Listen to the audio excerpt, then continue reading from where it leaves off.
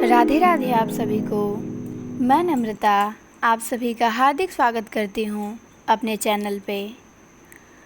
आगरा बाज़ार नाटक हम लोग देख रहे थे जो नेट के सिलेबस में लगा हुआ है। तो उसका इसमें 2 अंक हैं और पहला अंक हम लोगों ने देख लिया है, मिल गया होगा आप लोगों को। ये है दूसरा अंक। तो आज इस क्लास में हम आगरा बाज़ार नाटक का दूसरा अंक देखेंगे। तो चलिए शुरू करते हैं। पर्दा उठने से पहले फ़कीर उसी तरह हाल में से गुजरकर पर्दे के सामने खड़े होकर बंजारा नामा सुनाते हैं। आखिरी बंद पे पर्दा उठाता है और फ़कीर गाते हुए मंच से चले जाते हैं। फ़कीर क्या गाते हैं? टुक हिर्शो हवा को छोड़ मियाँ मत देश विदेश फिरे मारा, कज्जाक अजल का लूटे है दिन रात बजा कर नक्कारा। क्या बधिया भैंसा बैल शुतूर क्या गोई, पल्ला शरभारा, क्या गेहूँ चावल मोठ मटर क्या आग धुआं अंगारा। सब ठाठ पड़ा रह जावेगा जब लाद चलेगा बंजारा, गर तू है लक्खी बंजारा और खेप भी तेरी भारी है, ए गाफिल तुझसे भी चढ़ता एक और बड़ा व्यापारी है। क्या शक्कर मिश्री कंदगरी क्या सांभर मीठा खारी है, क्या दाख मुनक्का सोंठ मिर्च क्या केसर लौंग सुपारी है। सब ठाठ पड़ा रह जाएगा जब लाद चलेगा बंजारा, जब चलते चलते रास्ते में यह गोन तेरी रह जावेगी। एक बधिया तेरी मिट्टी पर फिर घास न चरने आवेगी, यह खेप जो तूने ला दी है सब हिस्सों में बट जावेगी। घी पूत जवाई बेटा क्या बंजारन पास न आवेगी, सब ठाट पड़ा रह जावेगा जब लाद चलेगा बंजारा। क्यों जी पर बोझ उठाता है इन गोनों भारी भारी के, जब मौत का डेरा आन पड़ा फिर दूने हैं व्यापारी के। क्या साजे जड़ाऊं जर जेवर क्या गोटे थान किनारी के, क्या घोड़े जीन सुनहरी के क्या हाथी लाल अमारी के। सब ठाट पड़ा रह जावेगा जब लाद चलेगा बंजारा। हर आन नफ़े और टोटे में क्यों मरता फिरता है बन बन, टुक गाफिल दिल में सोच जरा है साथ लगा तेरे दुश्मन। क्या लौंडी बांधी दाई ददा क्या बंदा चेला नेक चलन, क्या मंदिर मस्जिद ताल कुए क्या घाट सरा क्या बाग चमन। सब ठाट पड़ा रह जावेगा जब लाद चलेगा बंजारा। जब मर्ग फिरा कर चाबुक को यह बैल बदन को हाकेगा, कोई नाज समटेगा तेरा कोई गोन सिए और टाकेगा। हो ढेरे अकेला जंगल में तू खाक लहद की फाकेगा, इस जंगल में फिर आह नज़ीर एक भनगा आन न झाकेगा। सब ठाट पड़ा रह जावेगा जब लाद चलेगा बंजारा। फ़कीर गा के चले जाते हैं। सुबह हो रही है, कुछ दुकानदार आ चुके हैं और कुछ दुकानें खोल रहे हैं। फेरी वाला आवाज़ लगा रहा है तो ककड़ी वाला कहता है, आज सुबह ही सुबह सिपाही बाज़ार में क्यों चक्कर लगा रहे हैं बे। तो तरबूज वाला कहता है कि कहाँ, हमने तो कोई सिपाही नहीं देखा। लड्डू वाला कहता है, अबे कालिए तुझे पकड़ने के लिए आए होंगे। तो शायर और हमजोली किताब वाले की दुकान पे आते हैं। ककड़ी वाला कहता है, अबे आने दे, तुझे क्या पड़ी है, मैं तो कहता हूँ अच्छा है साले पकड़ ले जाएं। पेट पर पत्थर बांधे दिन भर टांगे तोड़ता रहता हूँ, इससे अच्छा है हवालात में बैठो आराम से खाओ मौज करो, जलने वाले जला करें। तो अब किताब वाला और शायर बातचीत करते हैं। किताब वाला कहता है कि चौधरी गंगा प्रसाद साहब ने कुछ और नहीं कहा आपसे। तो शायर कहता है, उन्होंने इशारे में बात कही। मैं समझ गया कि यह मौका मुनासिब नहीं। तो किताब वाला कहता है कि आखिर उन्होंने कुछ तो जवाब दिया होगा।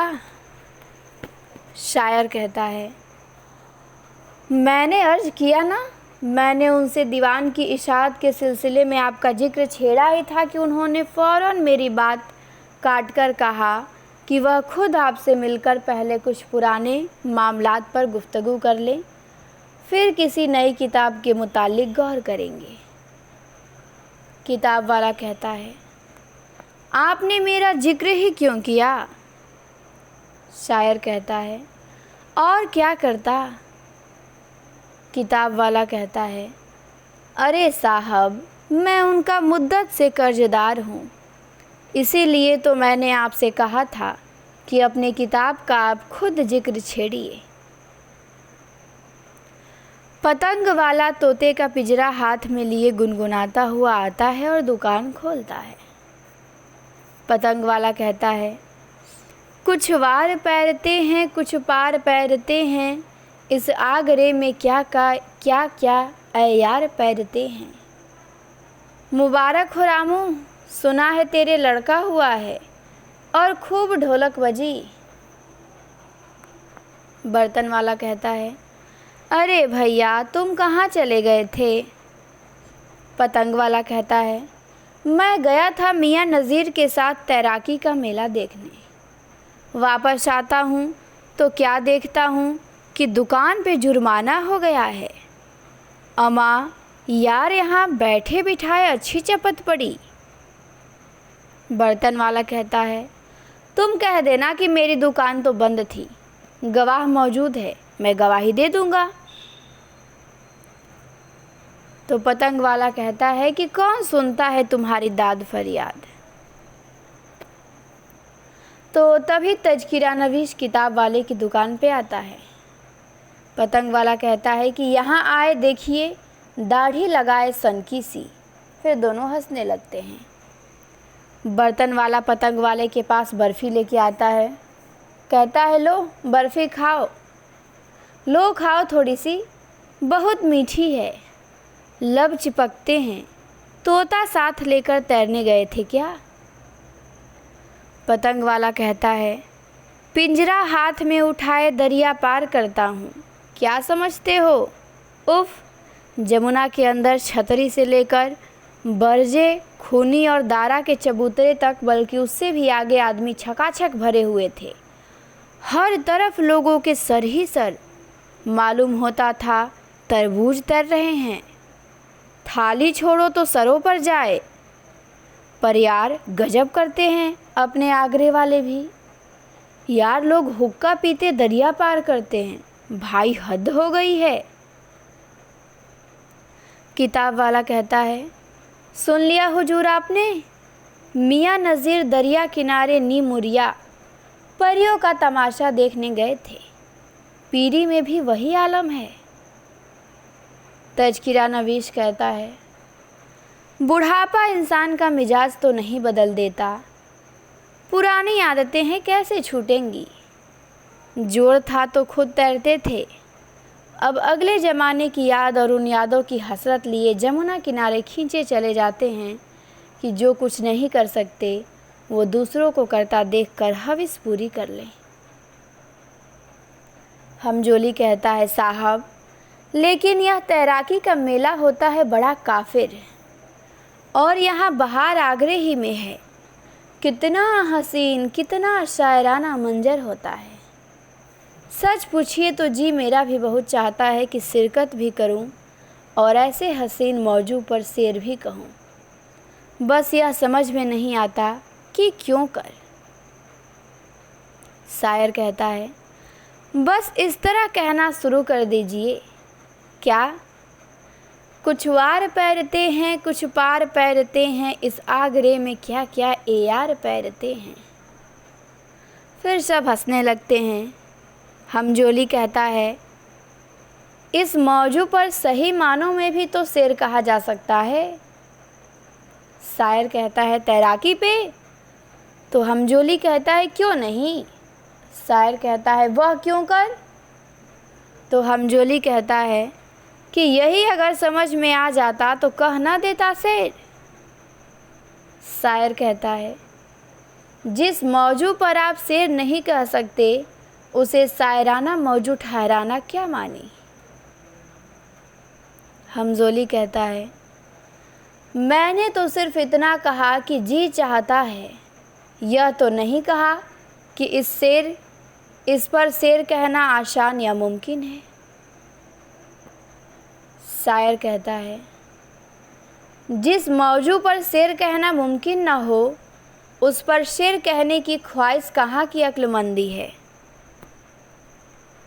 तो लड्डू वाला कहता है फिर तू मेरी जगह घुसा, अपने जिगरी करने जाके बैठ। ककड़ी वाला कहता है अबे तेरा दिमाग तो नहीं चला गया, हवा से लड़ता रहता है। तभी दो सिपाही पान की दुकान पर आते हैं और पान खाते हैं।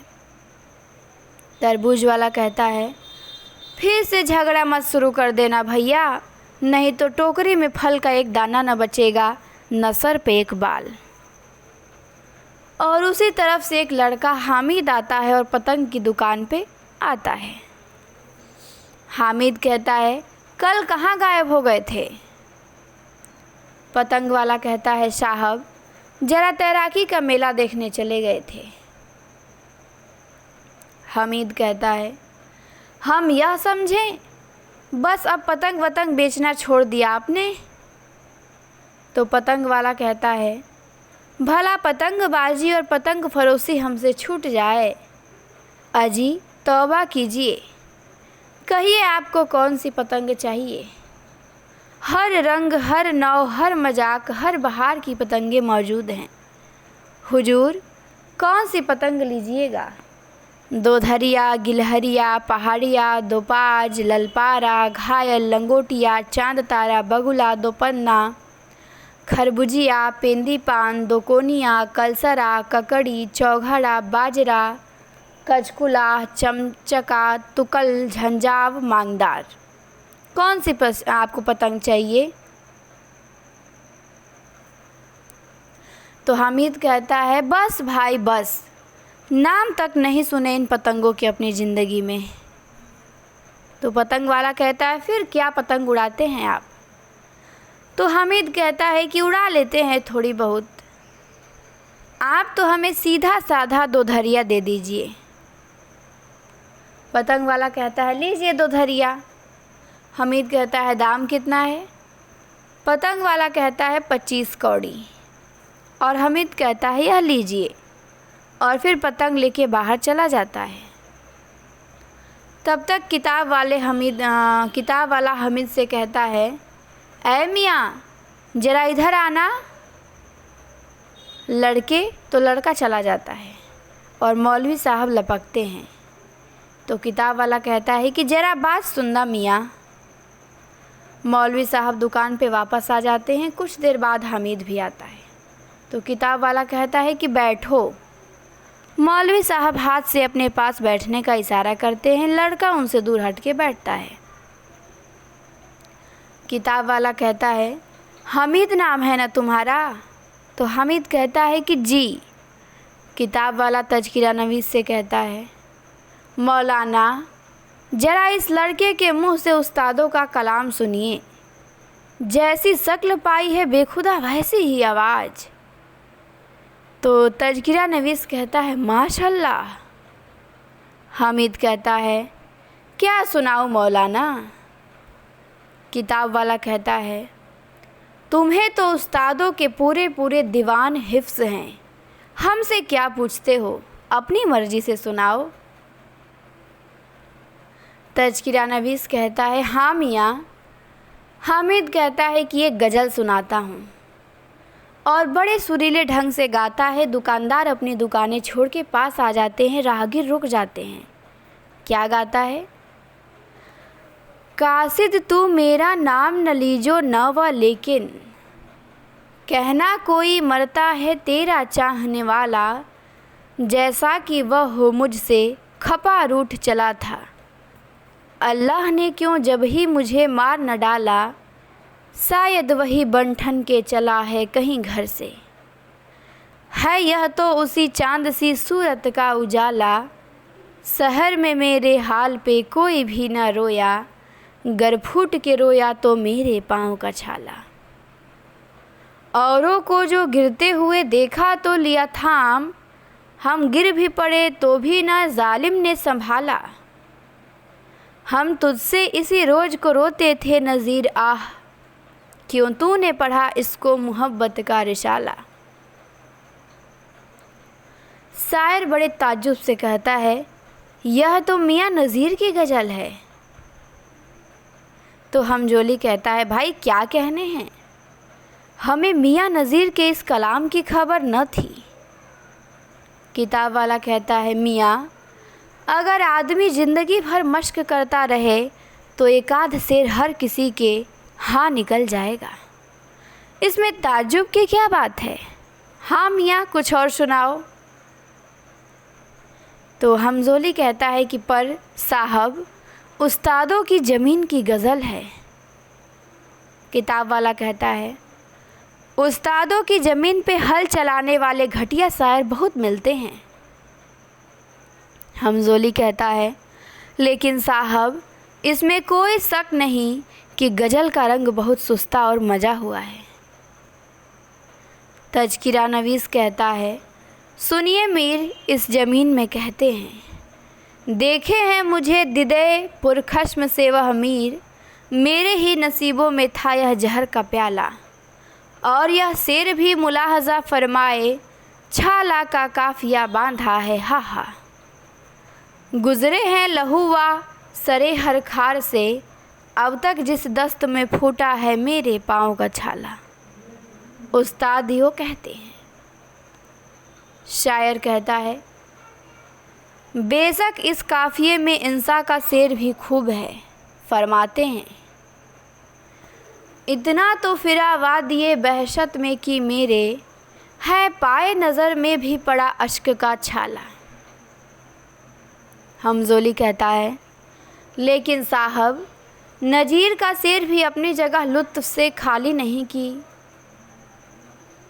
शहरा में मेरे हाल पे कोई भी ना रोया, गर फूट के रोया तो मेरे पाँव का छाला। शायर कहता है, सौदा ने भी कहीं है इस ज़मीन में गज़ल। हमजोली कहता है, शायद इंसा अल्लाह की कोई चीज़ तुम्हें याद है मियाँ। किताब वाला कहता है, भाई इंसा और मुसहफ़ी की मार्का आराइयों का जवाब नहीं है। खुसूसन वह गज़ल सबे दैजूर की गर्दन, उसमें जो नोक झोंक हुई है दोनों की, अजब लुफ्त रहता होगा बखुदा नवाब सआदत अली खां के दरबार में भी। तज़किरा नवीस कहता है, आप भी कब की बात कर रहे हैं हजरत, सवे दैजूर की गर्दन वाला ज़माना गया। अब तो सैयद इंसा अल्लाह जैसे हंसोड़ के लब पर यही गिरिया व जारी है। कमर बांधे हुए चलने की यो सब यार बैठे हैं, बहुत आगे गए बाकी जो तैयार बैठे हैं। हमजोली कहता है, और अब तो सुना है कि आतिश व नासिक की आवाज़ें गूंजी हैं लखनऊ में कि इंसा व मुशहफ़ी भी भीगे पड़ गए। किस कदर जानदार शायर हैं आतिश भी, जोरे बयान देखिए फरमाते हैं, यह वज़्म वह है कि लाखैर का मुकाम नहीं, हमारे गंज फे में बाज ये गुलाम नहीं। शायर कहता है, और नासिक का जवाब भी खूब है, जो ख़ास बंदे हैं वह बंदे आवाम नहीं, हजार बार जो यूसुफ बिके गुलाम नहीं। हमजोली कहता है, नहीं भाई यह ख्वाब मख्वाह की लड़ाई है, शेर खूबसूरत है मगर तशन्नो आमेज, वह सच्चाई वह आग इसमें नहीं जो आतिश के यहाँ है। शायर कहता है, आप हुस्ने जवाब देखिए, सच्चाई और आग क्या देख रहे हैं। किताब वाला कहता है, आप लोग भी वही करने लगे बखुदा जो दिल्ली और लखनऊ के दरबारों में हमारे अस्तजा कर रहे हैं। अब यह बहस ख़त्म कीजिए और शेर सुनिए। हाँ मियाँ। हामिद कहता है, क्या सुनिएगा? तज़किरा नवीस झुझला के कहता है कि जो जी चाहे सुनाओ। पतंग वाला कहता है, नज़ीर की वह नज़्म सुनाओ, तैराकी का मेला, याद है? हामिद कहता है कि जी याद है, सुनिए। अदना गरीब मुफलिस जरदार पैरते हैं, इस आगरे में क्या क्या ए यार पैरते हैं। जाते हैं उनमें कितने पानी में साफ सोते, कितनों के हाथ पिंजरे कितनों के सर पर तोते। तज़किरा नवीस झुझला उठ खड़ा होता है और बगैर कुछ कहे चला जाता है। सबको बड़ी हैरत होती है। महफिल पे एक सन्नाटा छा जाता है। बहुत से रास्ता चलने वाले बड़े शौक़ से नज़्म सुनने के लिए रुक जाते हैं। इस जमघट को देखकर मौलवी साहब बरस पड़ते हैं। हामिद गाता है, कितने पतंग उड़ाते कितने मोती पिरोते, हुक्मों का दम लगाते हंस हंस के साध होते। 100 तरह का कर कर बिस्तार पैरते हैं, इस आगरे में क्या क्या यार पैरते हैं। किताब वाला कहता है, बस करो मियाँ, आप लोग यहाँ क्यों जमा हो गए हैं साहब? कोई मदारी का खेल हो रहा है या प्रसाद बँट रहा है क्या? भीड़ पीछे हट जाती है और एक सन्नाटा छा जाता है। ककड़ी वाला बाईं तरफ से अंदर आता है। ककड़ी वाला मुर्दे की आवाज़ में कहता है, पैसे की 6-6, पैसे की 6-6। किताब वाला उसे गुस्से भरी निगाहों से घूर रहा है।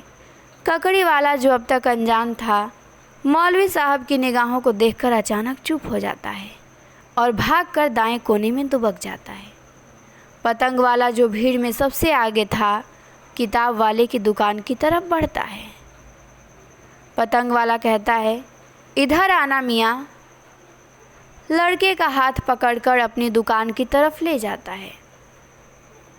किताब वाला कहता है, लीजिए, हमने सोचा था खुशू गुलू लड़का है, मौलाना कलाम सुनकर खुश होंगे। मैं क्या जानता था कि वह यह बाजारी कलाम सुनाने लगेगा। आखिर मौलाना नाराज़ होकर चल दिए। तो हमजोली कहता है, लेकिन नज़्म तो खूब थी साहब। नज़्म मतलब कविता। तो शायर कहता है कि जी हाँ, 100 तरह का कर कर बिस्तार पैरते हैं, कर कर इसे आप शायरी कहते हैं। यूँ मालूम होता है कि आदमी शेर नहीं पढ़ रहा, ककड़िया खा रहा है। तो हमजोली कहता है, लेकिन साहब कर कर मुश्तमल है, अशातजा ने बांधा है। शायर कहता है, चलिए अब उठिए। किताब वाला कहता है, माफ़ कीजिएगा। शायर कहता है, इसमें आपका क्या कसूर है मौलाना? अच्छा, अस्सलाम वालेकुम। किताब वाला कहता है, वालेकुम अस्सलाम। शायर और हमजोली चले जाते हैं। लोग अब पतंग वाले की दुकान पर जमा हो गए हैं। अब कमबख्त वहाँ जम गए। मौलवी साहब हिसाब किताब में लग जाते हैं। पतंग वाला हामिद को अपनी दुकान में बिठाता है। पतंग वाला कहता है, सुनो मियाँ, नज़ीर कहते हैं, किस्मत में गर हमारी मैं है तो साकिया बेख्तियार हाथ से सीसा करेगा जस्त। पहले ही क्यों ना बताया यार कि तुम्हें मियाँ नज़ीर का कलाम याद है।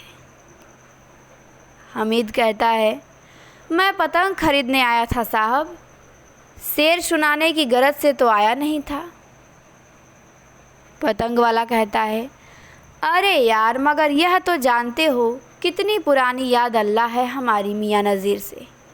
उनका कलाम सुनाना था तो हमारी दुकान पे बैठ के सुनाते। वहाँ शेर पढ़ के उनको भी बेइज्जत किए और हमें भी। वाह, इसी पर तो कहा है हजरत नज़ीर ने कि दिलासा दुरे यतीम बिका कौड़ियों के मोल, क्या कीजिए खैर यह भी खरीदार के नसीब। अच्छा, सुनाओ कुछ अपनी आवाज़ से। हामिद कहता है, आप फरमाइए क्या सुनाऊं? पतंग वाला कहता है कि वही नज्म सुनाओ तैराकी वाला, और क्या। कितने खड़े ही पैर अपना दिखा के सीना, सीना चमक रहा है हीरे का ज्यों नगीना। आधे बदन पे पानी आधे पे है पसीना, मर्दों का बह चला है गोया कि ये करीना। दामन कमर पे बांधे दस्तार पैरते हैं, इस आगरे में क्या क्या ऐयार पैरते हैं। हर आन बोलते हैं सैयद कबीर की जय, फिर उसके बाद अपने उस्ताद पीर की जय। मोरो मुकुट कन्हैया जमुना के तीर की जय, फिर गोल के सब अपने खुर्दो कबीर की जय। हर दम या खुशी के गुफ्तार पैरते हैं, इस आगरे में क्या क्या ऐयार पैरते हैं। नज़्म के दौरान बहुत से लोग जमा हो जाते हैं, जिनमें खोमचे वाला भी शामिल है। पतंग वाला कहता है, वाह वाह मियाँ, यही तो कलाम दिल को लगता है, पर ज़माने ने कद्र न की यार इस शायर की। कहता है, न गुल अपना न खार अपना, न जालिम बागबा अपना, बनाया आह किस गुलशन में हमने आशिया अपना। सब वाह वाह कहने लगते हैं। पतंग वाला कहता है, अच्छा कोई चीज़ अपनी पसंद की सुनाओ। तभी एक अंधा भिखारी कटोरा लिए एक औरत के साथ आता है। अंधा भिखारी कहता है, पहले नाव गणेश का लीजिए शीश नवाए, जासे कारज सिद्ध हो सदा मुहूर्त लाए। बोल बचन आनंद के प्रेम प्रीत और चाह, सुन लो यारो ध्यान धर महादेव का ब्याह। जोगी जंगी से सुना वह भी किया बयान, और कथा में जो सुना उसका भी परमान। सुनने वाले भी रहे हंसी खुशी दिन रैन, और पढ़े जो याद कर उनको भी सुख चैन। और जिसने इस ब्याह की महिमा का कही बनाए, उसके भी हर हाल में शिव जी रहे सहाय। खुशी रहे दिन रात वह कभी न हो दिलगीर, महिमा उसकी भी रहे जिसका नाम नज़ीर। भीड़ में एक आदमी हरी कफनी पहने खड़ा है और रो रहा है।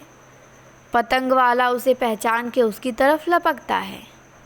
पतंग वाला कहता है, अरे मंजूर हुसैन।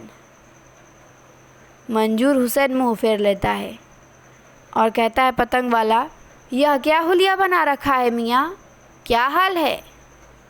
फकीर चुपचाप खड़ा रहता है। एक आदमी कहता है, इनको हमने तो कभी बात करते सुना नहीं। बेनी प्रसाद आते हैं, आगे बढ़ के कहते हैं, तुम्हें नहीं मालूम, कोई 1 बरस से इनका यही हाल है। तो पतंग वाला कहता है, अम्मा बेनी प्रसाद, क्या कहा? क्या यह 1 बरस से आगरे में है? यह तो घोड़ों की तिजारत करते थे। भाई कोई 4 बरस पहले घोड़े लेकर हैदराबाद की तरफ गए थे, उसके बाद से उन्हें आज देखा। अम्मा मंजूर हुसैन। और मंजूर हुसैन बाहर चला जाता है। बेनी प्रसाद कहते हैं, ताज्जुब है, तुमने इन्हें नहीं देखा, या शायद देखा हो तो पहचान न सके होगे। यही कुछ दिनों से चक्कर काट रहे हैं, एक तवायफ पर आशिक हैं। पतंग वाला कहता है, यह चुप जो इन्हें लग गई है और यह कफनी दाढ़ी फ़कीरी, क्या यह सब उसी इश्क का नतीजा है? मुझसे तो देखा नहीं गया भाई। मंजूर हुसैन जैसा हंसमुख यारबाज आदमी और यूं बदल जाए। तुम्हें मालूम है ना, यह मियाँ नज़ीर के साथ उठने बैठने वालों में से हैं। मेरा इनका याराना कोई 20-25 बरस का होगा। बेनी प्रसाद कहते हैं, हाँ हाँ, खूब जानता हूँ। पतंग वाला कहता है, अम्मा कुछ बताओ बेनी, यह आखिर हुआ क्या? मेरी तो अकल गुम है। बेनी प्रसाद कहते हैं, भाई इन पर क्या बीती यह तो किसी को मालूम नहीं। बस इतना सुना है कि दक्कन से वापसी के वक्त झांसी के करीब ठगों ने इनके सारे घोड़े और माल असबाब लूट लिया। साल भर पहले जब आगरे वापस आए तो उस वक्त इनकी हालत दिगरगु थी। खैर उस वक्त यह फ़कीरी नहीं थी। कभी कभी किसी से कुछ बातें भी कर लेते थे, मगर कम कम। बस ज़्यादातर जमुना के किनारे एक मकबरे पे बैठे पानी की लहरें गिना करते थे, फिर यकायक गायब हो गए। कभी मथुरा कभी मेरठ में देखे गए। अभी अभी वापस आए हैं और यह हालात लेकर आए हैं। पतंग वाला कहता है, फालिस का असर है या जुनून का दौरा, आखिर कुछ तो सबब होगा इस तगय्युर का। बेनी प्रसाद कहते हैं, तरह तरह की बातें सुनने में आती हैं। कोई कहता है अल्लाह वाले हो गए हैं, कोई कहता है लूट जाने की वजह से यह हाल हुआ है। लोग यह भी कहते हैं कि इसके सादिक का असर है। इसके मजाजी की राह खुदा तक पहुंचना कोई अनसुनी बात भी नहीं। पतंग वाला कहता है, फुर्सते उम्र कतर शबनम वाले महबूब गौहरे नायाब। यह आदमी हमेशा से जकी उल हिस्स वाले हुआ है। मुझे एक पुराना किस्सा याद आ रहा है। जानते हो मियाँ नज़ीर से इनकी पहली मुलाकात क्यों कर हुई? मियाँ नज़ीर ताजगंज से माइथान टट्टू पर जा रहे थे। लाला बिलास राय खत्री थे। लड़कों को पढ़ाने के लिए उधर से मंजूर हुसैन पाप प्यादा चले आ रहे थे। रास्ते में अड़ गया। मियाँ नज़ीर ने एक चाबुक जो उसको रसीद की तो वह मंजूर हुसैन के लगती हुई टट्टू को लगी। मियाँ नज़ीर टट्टू से उतर पड़े और ज़बरदस्ती उनके हाथ में चाबुक देकर कहा, मियाँ मेरे भी एक जड़ दो। उन्होंने बहुत मिन्नत की, वह न माने। आखिर मजबूरन मंजूर हुसैन ने चाबुक लेकर जरा सा उनके छुआ दिया और दौड़े हुए मेरे पास आए। मुझसे सारा हाल बताया और घर जाकर पड़ रहे। 2 दिन तक खाना पीना सब मौकूफ़। जब मियाँ नज़ीर ने मेरी ज़बानी यह हाल सुना तो बेचैन होकर उनके पास गए। उन्हें अपने घर ले गए। खातिर तवाज़ो की, उनके साथ होली खेली, मिठाई खाई, अपनी नज़्में सुनाई।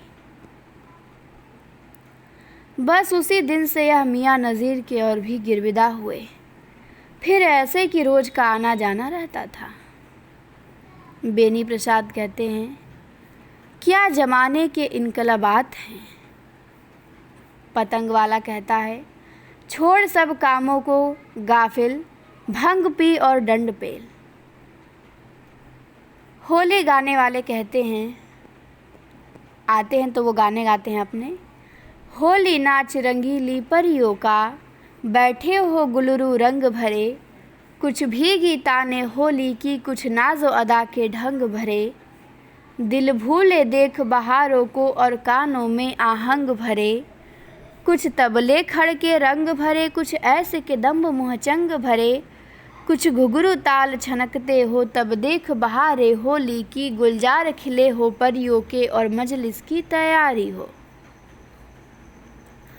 कपड़ों पर रंग के छींटों से खुश रंग अजब गुलकारी हो, मुँह लाल गुलाबी आँखें हों और हाथों में पिचकारी हो। उस रंग भरी पिचकारी को अंगिया पर तक कर मारी हो, सीनों से रंग ढलकते हो तब देख बहारे होली की। उस रंग रंगीली महफिल में एक रंडी नचाने वाली हो, मुँह जिसका चांद का टुकड़ा हो और आँख भी मई की प्याली हो। बदमस्त बड़ी मतवाली हो, हर आन बजाती ताली हो, मैनोसी हो बेहोशी हो, भड़वे के मुँह में गाली हो। भड़वे भी भड़वा बकते हों तब बहारे होली की। पतंग वाला कहता है, सुन लिया बेनी प्रसाद? और अंतिम 4 पंक्तियाँ दोहराते हुए कहता है पतंग वाला कि मुँह जिसका चांद का टुकड़ा हो और आँख भी मई की प्याली हो, मैनोसी हो बेहोशी हो, भड़वे के मुँह में गाली हो। अब बताओ होली पर इससे बेहतर नज़्म हो सकती है? फिर पतंग वाला अंतिम 4 पंक्तियाँ दोहराते हुए कहता है, सुन लिए बेनी प्रसाद?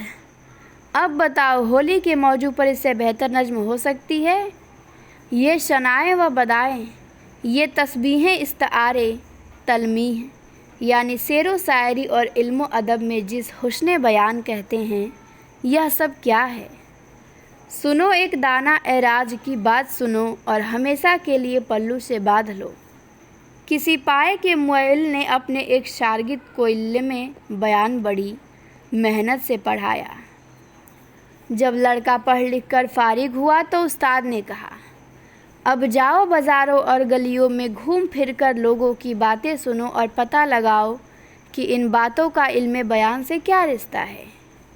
लड़का गली कुचों की खाक छानता फिरा, मगर उसको लोगों की बातों का कोई ताल्लुक इल्म बयान से मालूम न हुआ। उसने उस्ताद से हाल कह सुनाया। उस्ताद ने उसे फिर बाएं बिस्मिल्लाह से ताए तमत तक इल्म सिखाया और कहा कि एक बार फिर बाज़ारों के चक्कर काटो और यही बात दरियाफ्त करो। इस दफ़ा कुछ थोड़ा सा ताल्लुक शागिर्द की समझ में आया। उसने वापस आकर कहा, हाँ थोड़ा सा ताल्लुक मालूम होता है। इस पर उस्ताद ने कहा, अभी तुम इल्मे बयान को समझते नहीं, फिर पढ़ो।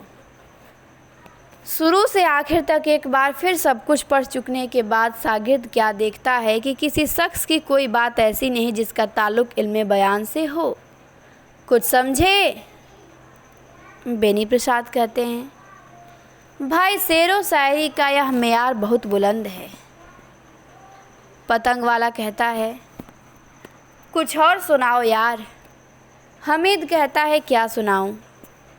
पतंग वाला कहता है, नज़ीर का कलाम सुनाओ। और क्या सुनाओगे? उसका हर शेर बेनज़ीर है।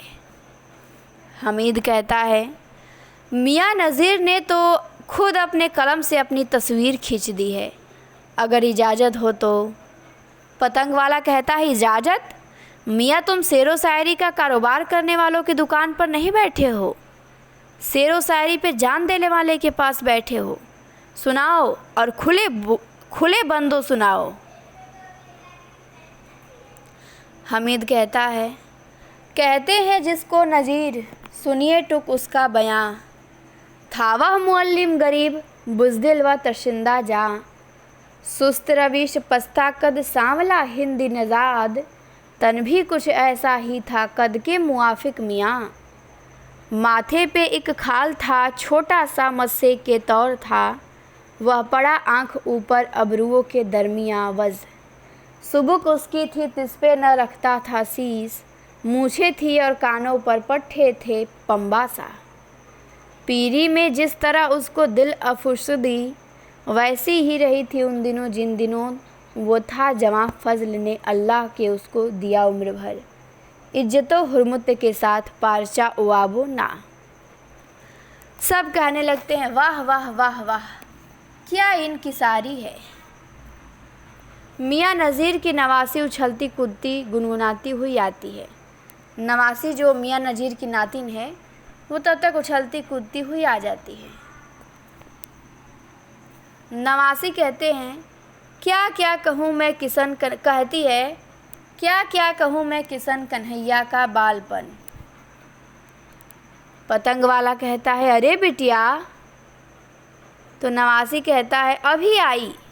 नवासी कहती है, अभी आई। और यह कहकर दूसरी तरफ निकल जाती है। सिपाही जो वहीं भीड़ में खड़े नज़्में सुन रहा था और बार बार मुड़कर ऊपर कोठे की तरफ निगाहें फेंक रहे थे, पान की दुकान पे आते हैं।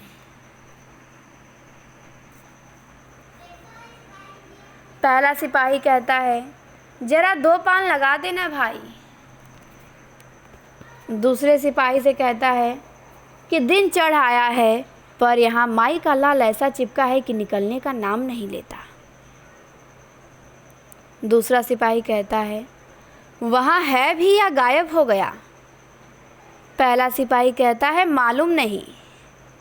दूसरा कहता है, अगर गया ही ना हो तो क्या हम दिन भर यही टंगे रहेंगे? तो पहला सिपाही कहता है, यह कैसे हो सकता है, दरोगा साहब ने खुद अपनी आंखों से देखा है। दूसरा सिपाही कहता है कि कल रात देखा होगा, और अगर वह रात ही को निकल गया हो। तभी मदारी रीछ को लिए हुए आता है, उसके पीछे बच्चे हैं और रीछ का नाच होता है।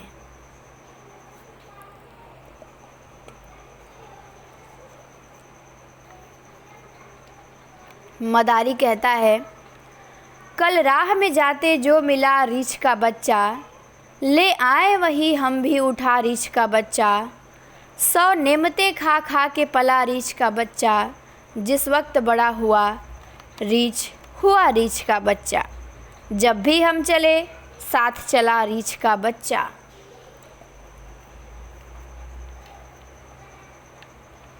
कहता था कोई हमसे यहाँ आओ मछंदर, वह क्या हुए अगले जो तुम्हारे थे बंदर।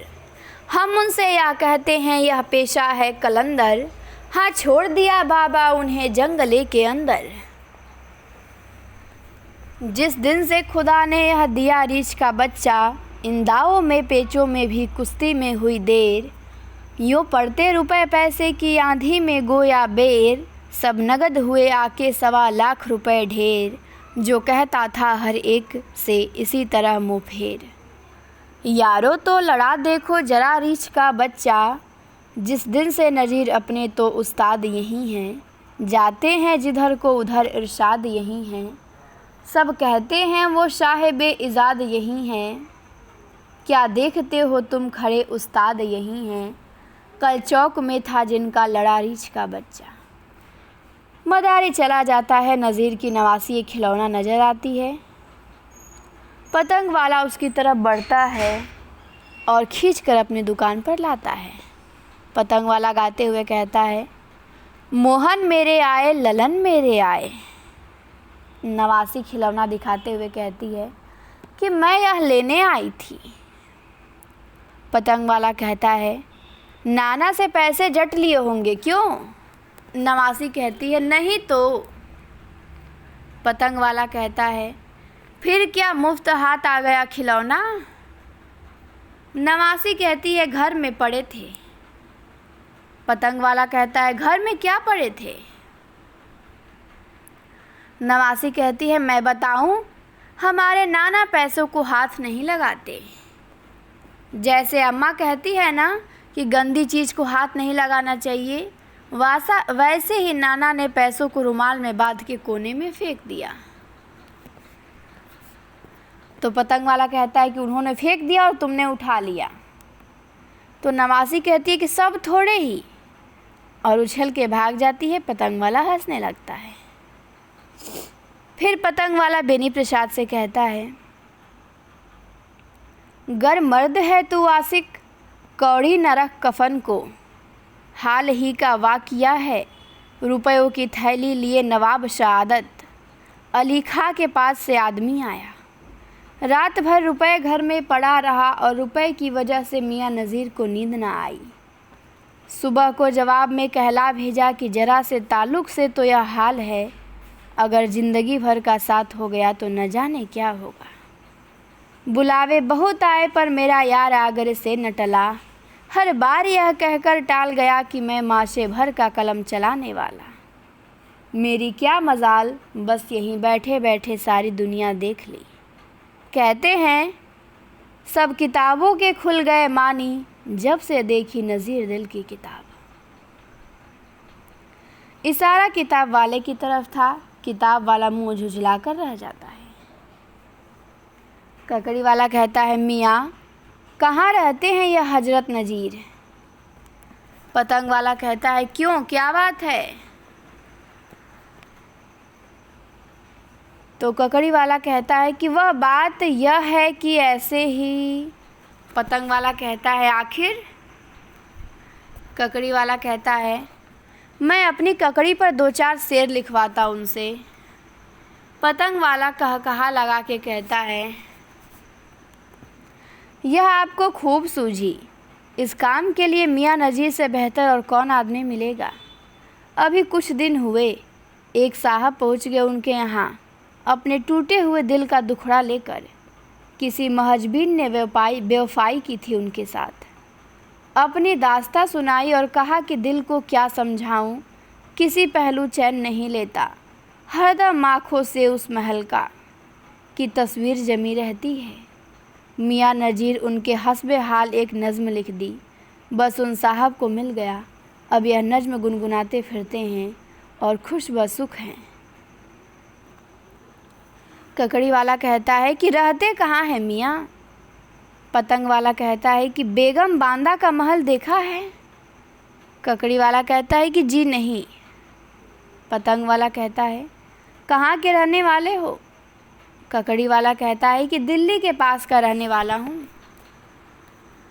तो फिर पतंग वाला कहता है कि अच्छा, मोहल्ला ताजगंज देखा है? तो ककड़ी वाला कहता है कि जी हाँ, देखा है। तो पतंग वाला कहता है कि वहीं पहुंचकर किसी मलिकों वाली गली पूछ लो और वे बांदा के महल पहुंच जाओ। महल के बराबर ही एक छोटा मकान है, वही नज़ीर मियाँ का है। ककड़ी वाला खुशी बाएं रास्ते की तरफ भागता हुआ रास्ते के पास एक अजनबी से टक्कर हो जाती है। अजनबी कहता है क्या अंधे हो गए हो? ककड़ी वाला कहता है माफ़ करना मियाँ, जल्दी में हूँ, और चला जाता है। अजनबी बाज़ार में टहलने लगता है। पतंग वाला कहता है हमीद और उन लोगों को सुनाते हुए जो अब तक यहाँ हैं, मियाँ नज़ीर की निगाह में आदमी आदमी में कोई नहीं। वह पतंग बनाने वाला हो चाहे किताब बेचने, उनके लिए तो सब बस आदमी हैं। और आवाज़ उठाकर कहता है। किताब वाला गुस्से से लाल हो जाता है। अजनबी किताब वाले से कहते हैं साहब, कलामे नासिक होगा आपके। किताब वाला कहता है पतंग वाले का गुस्सा अजनबी पे उतारते हुए कि मियाँ, ये कल के छोकरे हैं, अभी अभी शेर कहना शुरू किया है। अभी से आप उनके कलाम की तलाश में निकल पड़े। क्या शौकी है तो लखनऊ तशरीफ़ हो जाइए और ख़ुद सुन लीजिए। अजनबी कहता है अभी अभी यहाँ कुछ लोग बैठे गुफ्तगू कर रहे थे। नासिक साहब का एक शेर मेरे कान में पड़ा। मैंने सोचा।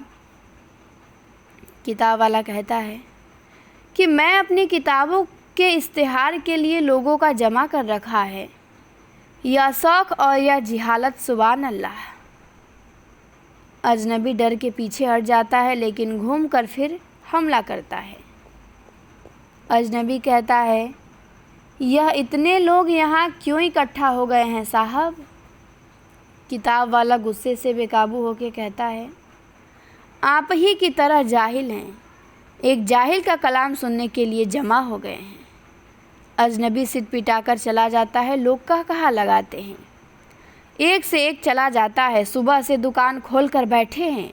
जो भी है तरह तरह के सवालात लेकर पहुंच जाता है। ख़रीद फरोख्त की बात नहीं है, लाहौल बिला कुव्वत। तभी चौधरी गंगा प्रसाद किताब वाले के पास आते हैं। किताब वाला कहता है आदाब अर्ज करता हूँ चौधरी जी, मिजाज बखैर है। गंगा प्रसाद कहते हैं इनायत साहब, यह आपने किस मसखरे को मेरे पास भेज दिया था और किस गरज से? किताब वाला कहता है अजी, मैं उन्हें क्यों भेजता, बातों बातों में आपका जिक्र आ गया। उन्हें अपनी किताब छपवाने के लिए सरमाए की तलाश थी। भला मेरे पास कहाँ से आए पैसे? बस उनके जी में आई होगी और चौधरी गंगा प्रसाद से रुपए मांग ले। गंगा प्रसाद कहते हैं देखिए, मैं तो अब उर्दू फ़ारसी की किताबों से भर पाया। मैंने फ़ैसला किया है कि दिल्ली से अंग्रेज़ी ज़बान में एक अखबार शाया करूं। मैं आपसे यही कहने आया हूं कि आप भी यह धंधा छोड़िए और अखबार और रसायल के काम में लग जाइए। यह नया ज़माना है, नए ज़माने के मुताबिक रविश इख्तियार कीजिए। किताब वाला कहता है भाई, आपने मेरे दिल की बात कह दी। मैं खुद इस फिक्र में था कि वतन छोड़ूं, दिल्ली छोड़ूं और अखबार और रसायल का सिलसिला शुरू करूं। वतन छोड़ूं और दिल्ली जाऊं और अखबार और रसायल का सिलसिला शुरू करूं। तो गंगा प्रसाद कहते हैं कि अगर आप दिल्ली आ जाते हैं तो आगरे से खबरें कौन भेजेगा? नहीं साहब, आप यहीं रहेंगे। तो किताब वाला कहता है कि जी, मगर अंग्रेज़ी ज़बान के अखबार में है। तो गंगा प्रसाद कहते हैं आप मुरासले उर्दू में भेजिए, तजुर्मे की जिम्मेदारी मेरी। किताब वाला कहता है क्यों ना आप एक अखबार उर्दू में भी निकालें। तो गंगा प्रसाद कहता है अमा उर्दू अखबार पढ़ने वाले कितने हैं? ना साहब, अखबार अंग्रेज़ी में ही निकलेगा, उस ज़बान में जो कल सारा हिंदुस्तान बोलेगा। हाँ, इस कारोबार के सिलसिले में कुछ लिखा पढ़ी की ज़रूरत होगी। हम और आप शराइत तय करने के बाद बाकायदा मुहादा कर लेंगे ताकि वैसी गलतफहमी दोबारा न हो जैसी कि दीवाने हाफिज़ की इसायत के सिलसिले में हुई थी।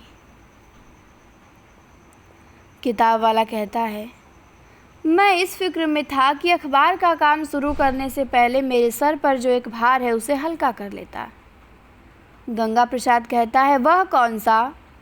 किताब वाला कहता है सोच रहा था कुछ छोटी छोटी चीज़ें हैं, पहले उन्हें छपवा लूँ। गंगा प्रसाद कहते हैं मसलन? किताब वाला कहता है कि यही मदरसों की चंद किताबें, करीमा, माँ मुकीमा, आमदनामा वगैरह।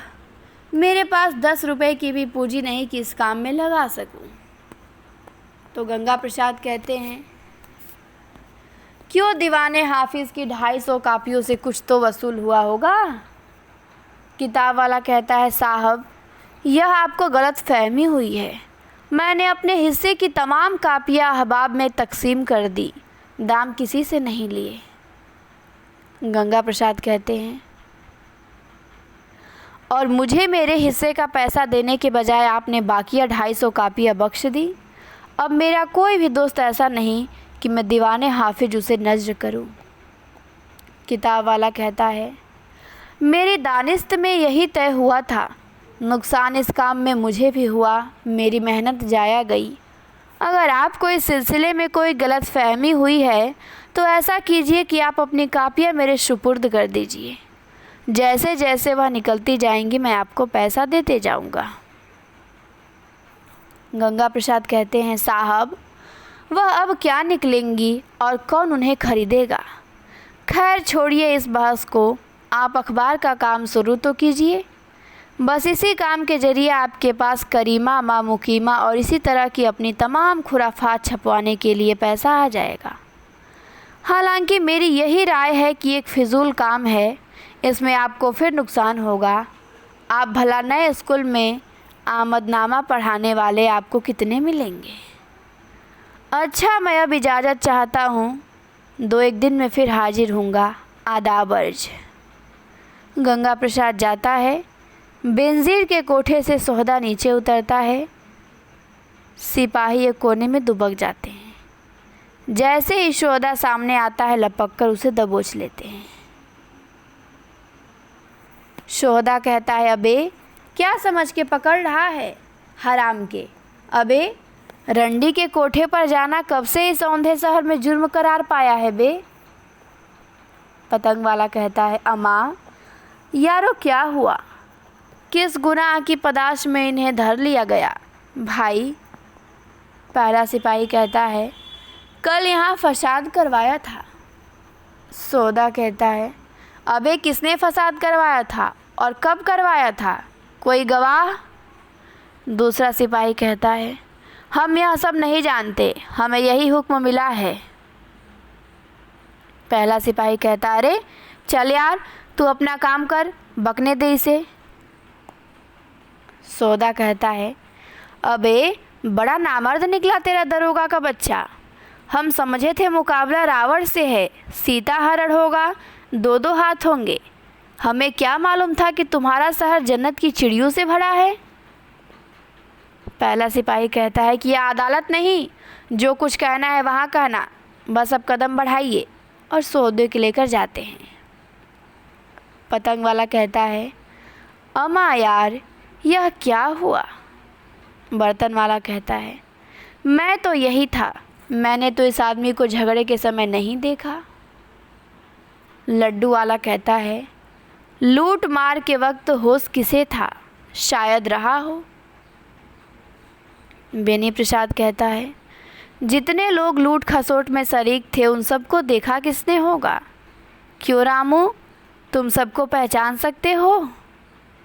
बर्तन वाला कहता है कि अब यह तो मैं नहीं कह सकता भाई, सामने आएंगे तो कुछ लोगों को तो पहचान लूँगा शायद, पर यह आदमी उसमें होता तो मेरी नज़र चूक नहीं सकती थी, मैं इसको ज़रूर ताड़ लेता। लड्डू वाला कहता है, यह तुम किस बिरते पर कह सकते हो, क्या इस आदमी में सुरखाब के पर लगे हैं। बर्तन वाला कहता है, इसके कपड़े, सूरत, इसके हाथ का गजरा, ऐसा कोई आदमी कल शाम तक बाजार में नहीं आया। यह आदमी दूसरे शहर का मालूम पड़ता है, मैंने इसको सांझ के समय एक रंडी के पीछे जाते देखा था। लड्डू वाला कहता है कि यह भी हो सकता है किसी ने लूटमार शुरू कराई हो, उसके लिए सामने आने की क्या ज़रूरत है। बर्तन वाला कहता है कि यह मैं नहीं जानता, अगर यह दूसरे शहर का आदमी है तो यहाँ आके बलवा कैसे करा सकता है, यह भी तो सोचो। तरबूज वाला कहता है, क्यों नहीं करा सकता। तो बर्तन वाला कहता है कि तुम लोग अपनी खैर मनाओ, इतना बढ़ बढ़कर मत हाको। ककड़ी वाला बहुत तेज़ी से दाखिल होता है, चेहरा खिला हुआ, होठों पर गाना। उसके पीछे बच्चे शोर मचाते हुए एक कतार में अंदर आते हैं। ककड़ी वाला पान वाले की बेंच पर बैठ जाता है और बड़े सुरीले ढंग से गा गा कर ककड़ी बेचता है। नज़्म का हर बंद दो चार लोगों को ककड़ी का गाहक बना देता है। ककड़ी वाला क्या गाता है, अब तभी से उसकी ककड़ियाँ नहीं बेचाती थी, लेकिन जब नज़्म गा गा के ककड़ी बेचता है तो दो चार लोग उसकी ककड़ी आके खरीद ही लेते हैं।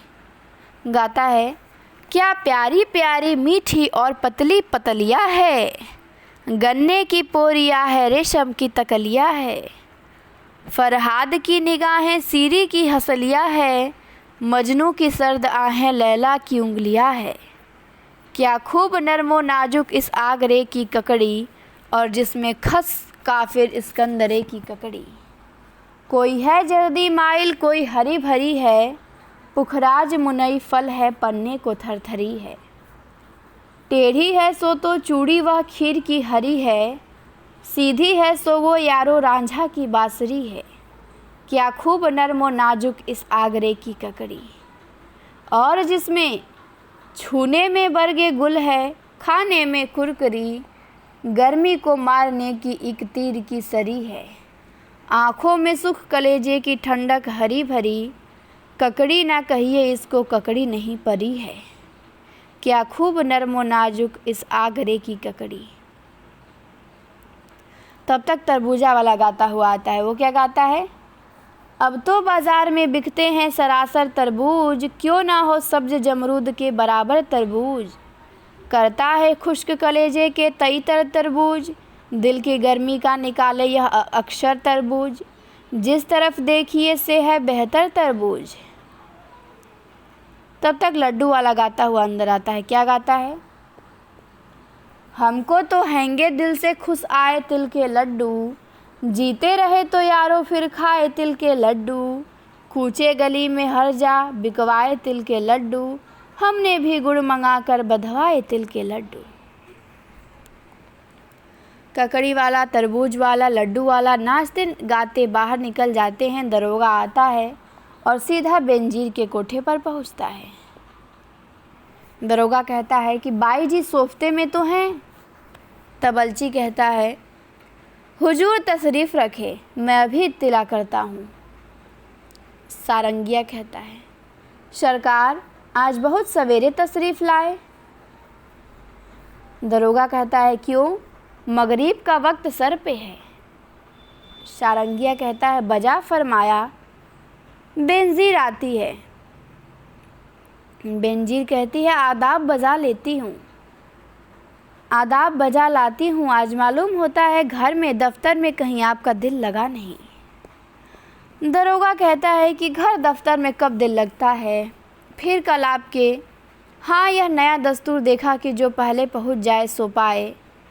चुनांच यूँ कहिए कि कल का चला हूँ और बहुत देर सवेर से आस्ताने यार तक पहुँचा हूँ। आज आपका किसी और से तो वादा नहीं? बेनजीर कहती है, वादा तो आपसे भी है। दरोगा कहता है, भाई तुम्हारे तो वादों का लेन देन है, कमाल यह है कि तुम्हें याद भी है। बहरहाल आज मैं मुसल्ला हूँ। बेनजीर कहती है, तो कल क्या निहत्थे ही आ गए थे? दरोगा कहा था कि हाँ साहब, कल हथियार भूल आए थे, आज तीर कमान दुरुस्त है। बेनजीर कहती है, यह कैसे तीरंदाज की फिताक, तो साथ रखे और तीरों तरकसी भूल जाए। फरमाइए किस चीज़ से शुरू करूं? पानदान खोलते हुए कहती है, आय हाय कैसे लोग हैं, पानदान खाली पड़ा है, किसी को तौफीक नहीं हुई कि बाजार से 4 पान खरीद लाता। तबलची पैसे लेने के लिए बढ़ता है, लेकिन मंजूर हुसैन जो इसी बीच आ चुके हैं लपक कर खुद पैसे ले लेते हैं और पान लेने के लिए पान की दुकान पे आते हैं। दरोगा कहता है, क्या आपके उस शाख में से हैं? बेनजीर कहती है, बहुत पुराने। दरोगा कहता है, पहले कभी नहीं देखा। बेनजीर कहती है, क्या आप फहरिस्त रखते हैं? 8-10 साल के मेरे आशना है, फ़कीरी, गोसागिरी और खामोशी तो अब इख्तियार की है। पहले मालदार थे, इश्क का इजहार अल्फाजो अमाल से करते थे, यानी मोहब्बत के मैदान अमल में हाथ पांव ज़बान जिस्म का हर पुर्जा काम आता था। अब यह सूरत है कि अपने दिल और रूह के लिहाफ में मुझे ढाँप दिया है। दरोगा कहता है, क्या कहने हैं, बड़े मज़े हैं आपके, रकाबत तो महसूस नहीं करते। बेनजीर कहती है कि इस मंजिल से गुजर चुके हैं। दरोगा कहता है, क्या पागल आदमी है, बातें तो समझ लेता है। बेनजीर कहती है, मंजूर हुसैन इनका नाम है, लेकिन अब नाम से पुकारिए तो मुंह फेर लेते हैं। दरोगा कहता है, क्यों? बेनजीर कहती है, कौन जाने, शायद अपने नाम से नफ़रत हो गई है। दिमाग दुरुस्त मालूम होता है। लोग कहते हैं एक दिन फिर बोलना शुरू कर देंगे जब माहौल बेहतर हो जाएगा। मंजूर हुसैन पान ला के रख देते हैं। दरोगा कहता है, मंजूर हुसैन? मंजूर हुसैन घबरा कर उठते हैं और बाहर चले जाते हैं। दरोगा कहा लगाता है। फ़कीर आदमी नामा गाते हुए आते हैं और धीरे धीरे सारे कलाकार कोरस में शामिल हो जाते हैं। कोरस क्या है? गाते हैं कि दुनिया में बादशाह हैं सो हैं वह भी आदमी। ये एक प्रकार का गायन है कोरस, उसी में सब शामिल हो जाते हैं कलाकार। फिर गाते हैं कि दुनिया में बादशाह हैं सो वह भी आदमी, सारे मोफिलों सो गदगदा है सो वह भी आदमी, जरदार बेनवा है सो है वह भी आदमी, टुकड़े चबा रहा है सो है वह भी आदमी, नेमत जो खा रहा है सो है वह भी आदमी, मस्जिद भी आदमी ने बनाई है मियाँ, बनते हैं आदमी ही इमाम और खुतबा ख्यां, पढ़ते हैं आदमी ही कुरान और नमाज, या और आदमी ही उनको चुराती है जूतियाँ, जो उनको ताड़ता है सो है वह भी आदमी, या आदमी पे जान को वारे हैं आदमी और आदमी ही तेग से मारे है आदमी, पगड़ी भी आदमी की उतारे हैं आदमी, चिल्ला के आदमी को पुकारे हैं आदमी, और सुन के दौड़ता है सो है वह भी आदमी, बैठे हैं आदमी ही दुकानें लगा लगा और आदमी ही फिरते हैं रख पे ख्वांचा, कहता है कोई तो कोई ला रे ला, किस किस तरह से बेचे हैं चीज़ें बना बना, और मोल ले रहा है सो है वह भी आदमी, या आदमी ही लालो जवाहर है बेकहा और आदमी ही खाक से बदतर है हो गया, काला भी आदमी है उल्टा है जून तवा का, गोरा भी आदमी है कि टुकड़ा सा चांद का, बदशक्लो बदनुमा है सो है वह भी आदमी, मरने में आदमी ही कफन करते हैं तैयार, नहला धुला उठाते हैं कांधे पे कर सवार। कलमा भी पढ़ते जाते हैं रोते हैं जार जार, सब आदमी ही करते हैं मुर्दों का कारोबार। और वह जो मर गया है सो है वह भी आदमी, अशराफ और कमीने से ले साहता वजीर, ये आदमी ही करते हैं सब कार दिल पजीर। यह आदमी मुरीद है और आदमी ही पीर, अच्छा भी आदमी ही कहाता है नज़ीर, और सब में जो बुरा है सो है वह भी आदमी।